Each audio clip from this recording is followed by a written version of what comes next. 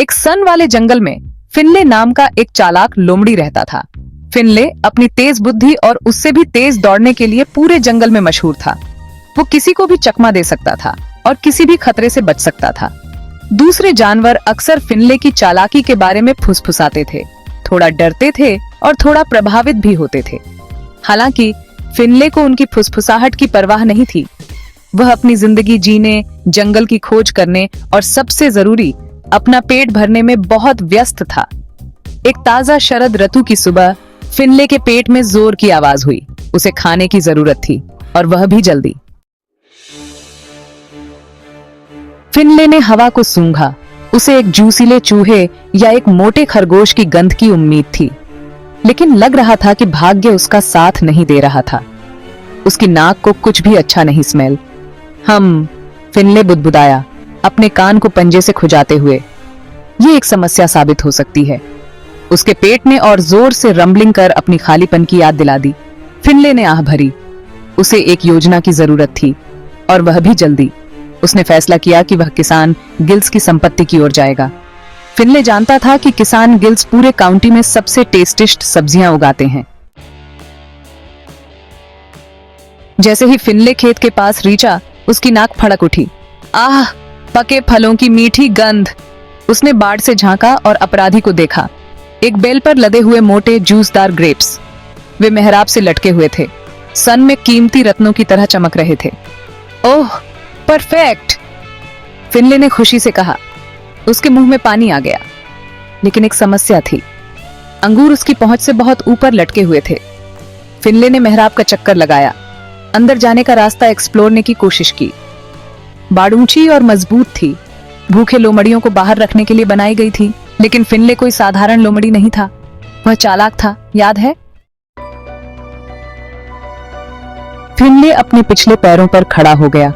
उसकी आंखें चमक रही थीं और उसकी नजरें उन रसीले अंगूरों पर टिकी थीं।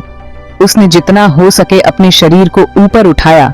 उसकी मांसपेशियां खींच गईं, लेकिन अंगूर अभी भी बहुत ऊंचाई पर थे। वह कूद गया, अपने पूरे शरीर को हवा में उछालते हुए, लेकिन अंगूर अभी भी उसकी पहुंच से बाहर थे। वह हाँफते हुए चारों पैरों पर वापस उतर गया। उसकी सांसें तेज हो गईं। इसके बाद उसने बाड़ के नीचे खुदाई करने की कोशिश की, यह सोचते हुए कि शायद वह इस तरह से अंगूर तक पहुंच सकता है। उसने खोदा और खोदा, उसकी पंजों में मिट्टी भर गई, लेकिन बाड़ हमेशा के लिए नीचे जाती हुई लगी। वह हाँफते हुए रुक गया, उसकी ऊर्जा खत्म हो गई थी। इसे एक नई रणनीति की जरूरत थी, उसने सोचा। वह कुछ देर के लिए शांत बैठा और गहराई से सोचा। तभी उसकी नजर पास में पड़े एक लकड़ी के टोकरे पर पड़ी। उसकी आंखों में चमक आ गई। अब इसे कहते हैं दिमाग लगाना, उसने खुद से कहा। उसकी आंखों में एक नई चमक थी। उसने टोकरे को अंगूर की बेल की ओर धकेला। उसकी मांसपेशियां इस प्रयास से खींच गईं, लेकिन वह रुका नहीं। उसकी मांसपेशियां इस प्रयास से खींच गईं, लेकिन उसने हार नहीं मानी। अंत में टोकरा अपनी जगह पर था और फिनले ने संतोष की सांस ली। अब वह अंगूरों तक पहुंच सकता था। भाग 5, आखिरी कोशिश। फिनले टोकरे के ऊपर कूद गया और अपनी गर्दन को फिर से ऊपर उठाया। वह जानता था कि यह उसकी आखिरी कोशिश हो सकती है। वह लगभग अंगूरों के मीठे रस का स्वाद ले सकता था। उसकी आंखों में चमक थी और दिल में उम्मीद। उसने एक गहरी सांस ली और छलांग लगा दी। यह छलांग पहले से भी ऊंची और मजबूत थी। उसके पंजे एक विशेष रूप से मोटे गुच्छे पर पड़े, लेकिन वह ठीक से पकड़ नहीं सका। उसकी पकड़ ढीली हो गई और वह फिसल गया। वह वापस टोकरे पर गिर पड़ा, एक हल्की आवाज के साथ उतरा। उसकी आंखों में निराशा थी। धत! वह चिल्लाया। उसकी हताशा बढ़ती हुई महसूस कर रहा था। उसने अपने आप को शांत करने की कोशिश की। अंगूर ऊपर से उसका मजाक उड़ा रहे थे। उनकी मीठी गंध हवा में तैर रही थी। वह गंध उसे और भी बेचैन कर रही थी। फिनले थका हुआ और भूखा था। उसकी ऊर्जा खत्म हो रही थी, लेकिन उसकी इच्छा शक्ति अभी भी मजबूत थी। उसने हार मानने के बारे में सोचा। क्या यह सब व्यर्थ था? क्या उसे अब हार मान लेनी चाहिए? लेकिन उन रसीले अंगूरों के सोच ने उसे रोके रखा।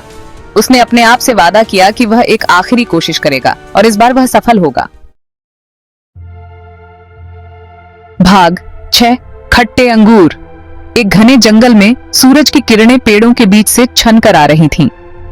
फिनले नामक एक चालाक लोमड़ी अपने अगले शिकार की तलाश में थी। वह पीछे हट गया, टोकरे की ओर दौड़ते हुए छलांग लगा दी। उसकी आंखों में एक चमक थी, मानो वह जानता हो कि इस बार वह सफल होगा। वह हवा में उछला, अपने पंजों से पहुंचने की कोशिश कर रहा था। उसकी छलांग ऊंची थी और वह पूरी ताकत से अपने लक्ष्य की ओर बढ़ रहा था। इस बार वह एक छोटे से गुच्छे को पकड़ने में कामयाब रहा। उसकी आंखों में जीत की चमक थी, मानो उसने कोई बड़ा खजाना पा लिया हो। टोकरे पर वापस उतरते हुए उसने अपने इनाम की जांच की। अंगूर उसके पंजों में थे और वह उन्हें ध्यान से देख रहा था। अंगूर छोटे और हरे थे, उतने मोटे और रसीले बिल्कुल नहीं थे जितने दूसरे थे। उसने एक काट लिया। उसकी उम्मीदें ऊंची थीं, लेकिन स्वाद ने उसे चौंका दिया। ऊघ! वह ठूकते हुए बोला। उसका चेहरा घृणा से भर गया था। अंगूर खट्टे और कड़वे थे। उसकी उम्मीदें टूट गई थीं और वह निराश हो गया था। फिनले ने अंगूरों को घृणा से एक तरफ फेंक दिया। उसने सोचा कि इतनी मेहनत के बाद भी उसे कुछ नहीं मिला। उसने इन अंगूरों के लिए सब कुछ जोखिम में डाल दिया था और उनका स्वाद भयानक था। उसकी निराशा अब गुस्से में बदल रही थी। उसने बेल को घूर कर देखा। उस दिन पहली बार मूर्खता महसूस कर रहा था। उसे लगा कि उसने अपना समय और ऊर्जा व्यर्थ कर दी। सूरज डूबने लगा था। खेत में लंबी लंबी परछाइयां पड़ रही थीं। दिन का अंत हो रहा था और फिनले को अपनी गलती का एहसास हो रहा था। फिनले जानता था कि अब घर जाने का समय हो गया है। वह धीरे धीरे अपने घर की ओर बढ़ने लगा, सोचते हुए कि अगली बार वह और समझदारी से काम करेगा।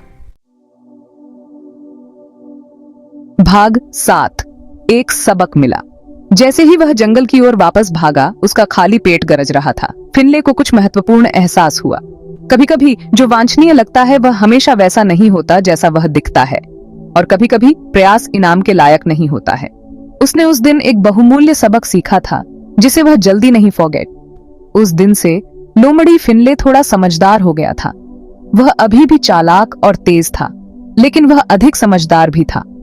उसने अपनी लड़ाइयों को वाइजरी से चुनना और जीवन में साधारण सुखों की सराहना करना सीख लिया।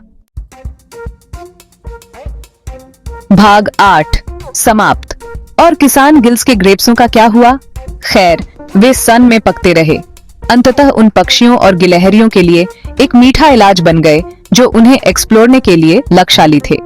और फिनले, उसने कई और रोमांच जारी रखे, जंगल में जीवन की चुनौतियों से निपटने के लिए अपनी बुद्धि और आकर्षण का उपयोग किया। लेकिन जैसा कि वे कहते हैं, वह एक और समय की कहानी है।